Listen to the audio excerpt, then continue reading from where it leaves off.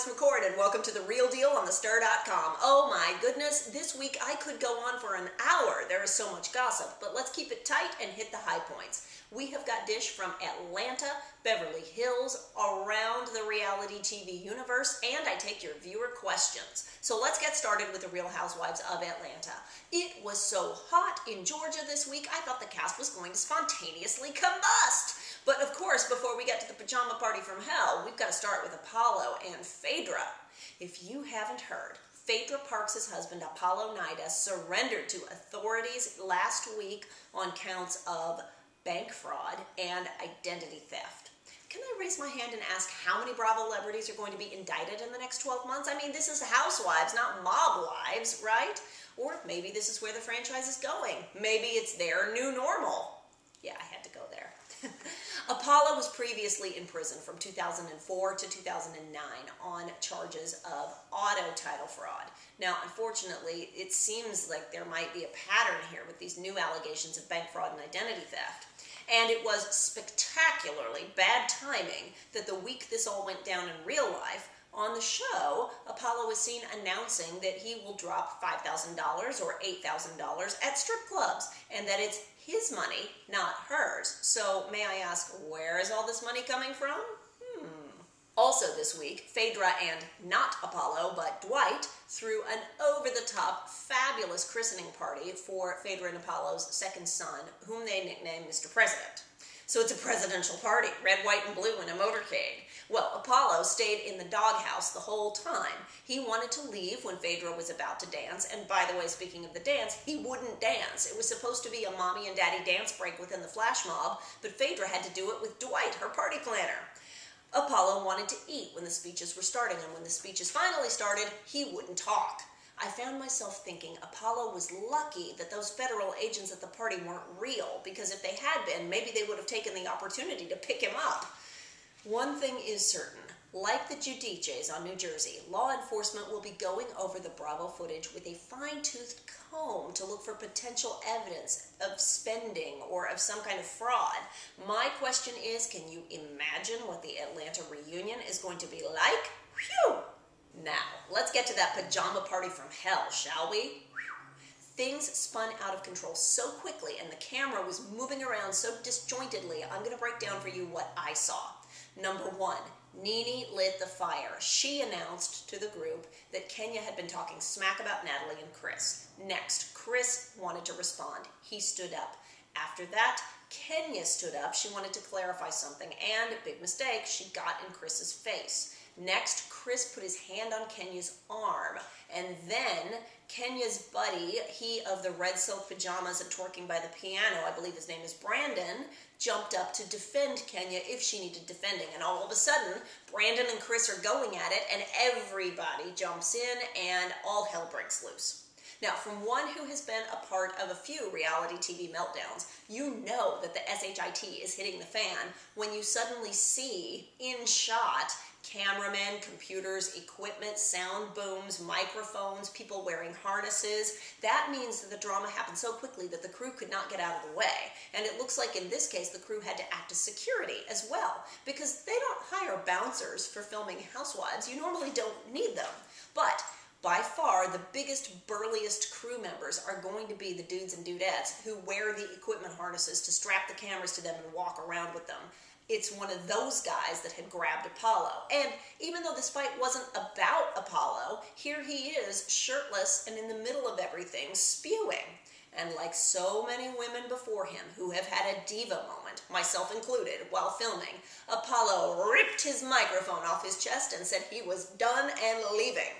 Well, that is the smartest move he could have made in that instance. That Atlanta PJ party, to be continued, was a direct contrast to Beverly Hills this week, where the women all hit each other on purpose and then went away laughing about it. Well, except perhaps for Brandi Glanville, who accidentally broke her hand on the boxing teacher's face. Oops. Well, I heard you in the comments. Carlton actually did jump the shark for me this week, or the pole. I could do without seeing her cartoon character-voiced friend saying, "Let's get naked," while they auditioned pole dancers. I mean, come on. Actually, Joyce was more entertaining than Carlton this week, if only because I wondered whether she would accidentally shoot her gun instructor.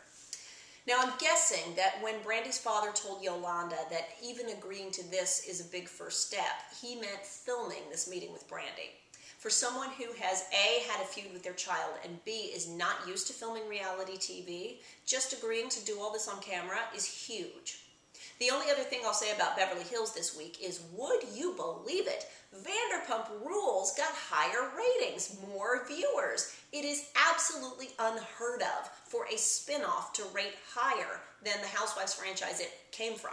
I mean, that's crazy. This week I am also answering some viewer questions, and if I don't get to yours, you let me know. Zoe's mom asked whether the ladies attending each other's events or skipping them becomes a power play while filming, and the answer is, oh heck yes. Producers will try to control who attends what, but when a wife skips an event, there is always a calculated reason. Now, if something genuinely comes up, you have to call, text, or email immediately, get the hostess on the phone, apologize, give the reason why you can't make it, and preferably do it all on camera so it doesn't get magically twisted in post-production. But there were many times in New York where women blew off each other's events in an effort to minimize those events and keep them from making the final cut of the show. Or, if the overall feeling is that the cast is being worked too hard, bad luck to you if you've got an event that night, because everybody will cry off. There is an absolute quid pro quo when it comes to filmed event attendance. If you no-show at somebody's party, you're going to get a knife in your back sooner or later. Whether it is backhanded comments in a confessional interview, somebody sabotaging your party, or just a freeze-out, meaning you ignore the guilty party. And sometimes, cast members will try to oust someone by getting everybody together to boycott events. We saw that in season 3 of New York. Other tricks include arriving early to help set up and get all the attention, arriving really late to make an entrance, or leaving early to appear you've got better things to do. All of these are dirty, but if they were clean, it wouldn't be reality TV. Someone on Twitter asked me whether Bravo celebrities get paid extra for appearing on multiple shows, such as the crossover between Beverly Hills and Vanderpump Rules. In my experience, no. When the New York Housewives filmed For Bethany Getting Married and Bethany Ever After, we did not get extra money. It was considered part of the promotional press appearances for the Housewives. I hope the rules have changed, but I doubt it. Also, Nate Fame on Twitter asked if there has ever been a housewife that didn't drink. Yes, as a matter of fact, Nate, Jill Zarin never drank on the show. However, let's talk about booze as a production aid. Alcohol lowers people's inhibitions, and their inside voices come outside to play. That is terrible for humanity, but fantastic for reality TV. So booze is on offer pretty much all the time for housewives, even at times you think it might be a little bit inappropriate, like first thing in the morning or during confessional interviews. Might be a little strange, but it's a lubricant. Booze and a few other things took me outside the scope of Housewives this week. Now, personally, I'm a regular Downton Abbey viewer, and before poor Sybil died last season, I really thought it was like the Kardashians with the three sisters, except with stiff upper lips, beautiful accents, and wonderful costumes. But back to unscripted reality. You gave me loads of great suggestions, and obviously I can't cover all the shows each week, but this week let's do Couples Therapy and Mob Wives. Couples Therapy has a special place in my heart because we've walked in their shoes. Simon and I appeared on season 2 of the VH1 show.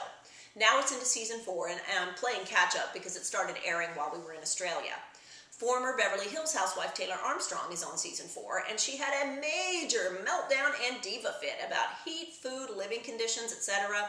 I think Taylor didn't quite realize that she was moving into a TV set house, not an actual real lived-in home. But that's not what bothered me. Taylor took to the press to complain about bad editing on the show. She felt they were making her look bad. Here's what. You can complain about editing on The Housewives, Jersey Shore, The Hills, The Kardashians. On those shows, it's a valid complaint. But the beauty of Couples Therapy is they don't make stuff up. They don't tell you what to say or creatively cut the footage to make up scenes that never happened. Couples Therapy, in my experience, is as real as reality TV gets. I think Taylor was embarrassed that she lost it on camera after she sobered up and realized what she did. I was surprised to see that drinking is allowed in the house this season, but I'm assuming that it must be because there are no cast members this season with addiction issues. So, is booze good or bad for therapy? Whichever the answer, it's definitely good for ratings because Taylor would not have gone that far if she hadn't been doing shots. Who else claimed bad editing this week? Renee Graziano on Mob Wives. This week, Renee complained that she's being edited as the big bad wolf this season since they no longer have Karen, Ramona, or Carla to play the villain. Do you think Renee has a point? Or is she just trying to backpedal and smooth things over with Alicia? Let me know what you thought in the comments. Does your man spend $5,000 to $8,000 at strip clubs? And if so, why? For now, I am Alex McCord. You're watching The Real Deal on thestir.com. See you next week.